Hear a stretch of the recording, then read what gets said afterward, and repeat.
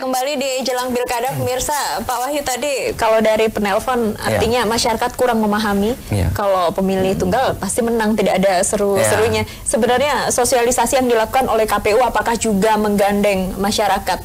Masyarakat juga dilibatkan? Iya. Tentu saja KPU di semua tingkatan punya kewajiban untuk memberikan informasi, sosialisasi, dan pendidikan pemilih terkait dengan pilkada. Terutama terkait dengan pilkada pasangan calon tunggal.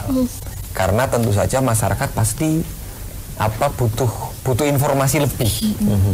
Oleh karena itu secara proporsional KPU akan memberikan informasi secara terus-menerus bahwa pada hakikatnya pilihan itu tetap dua.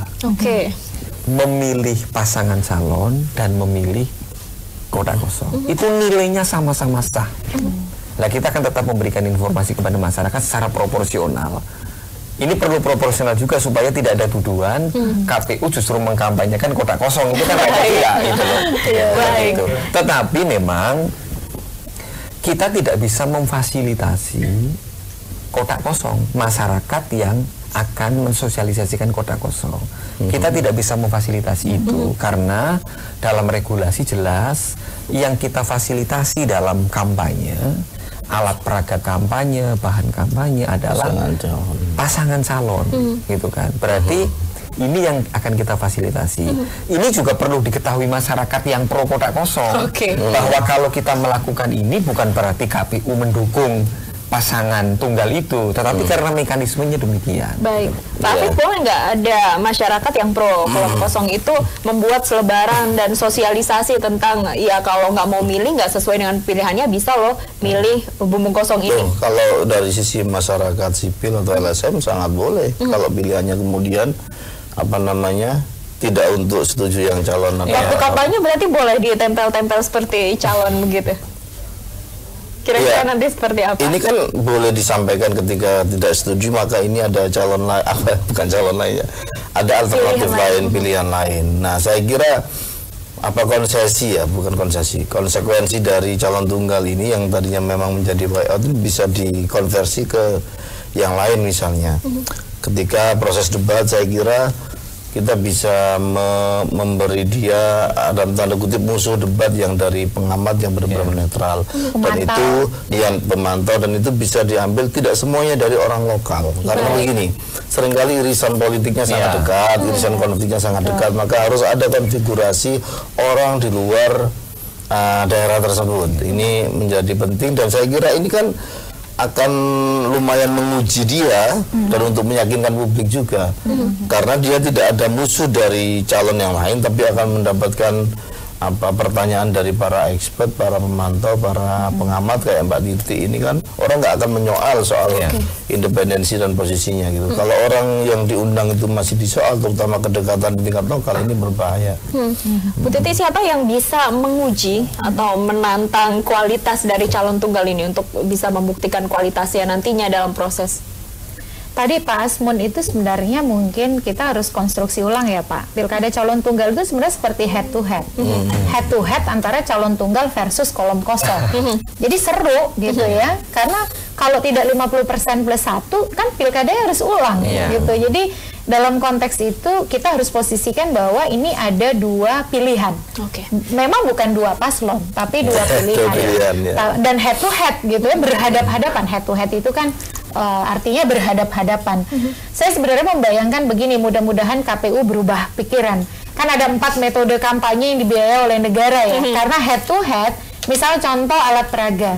Jadi alat peraga itu kalau nanti diundi kolom kosong nomor berapa, calon nomor berapa, ya pasang alat peraga sebelahnya calon, sebelahnya bentuk kotak kosong gitu yang ada nomornya. Nah jadi dengan demikian sebenarnya proporsionalitas juga terjaga.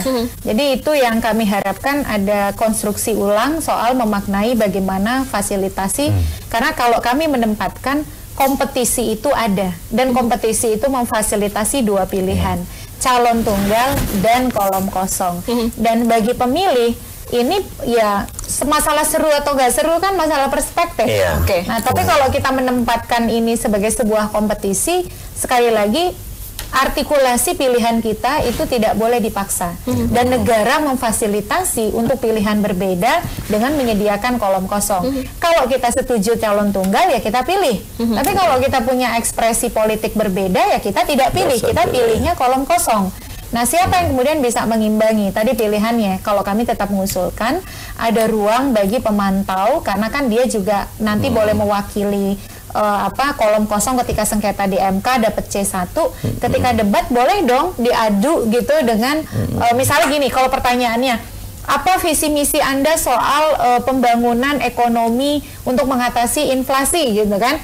Nanti dia jawab begitu kan, sebelahnya bisa.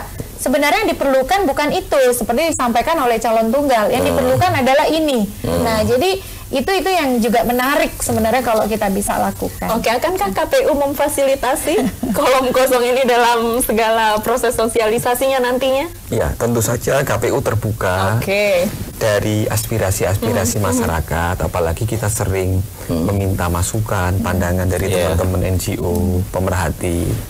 Tetapi kita akan pertimbangkan masak-masak supaya proporsionalitas dalam kita memberikan informasi kepada masyarakat juga terjaga.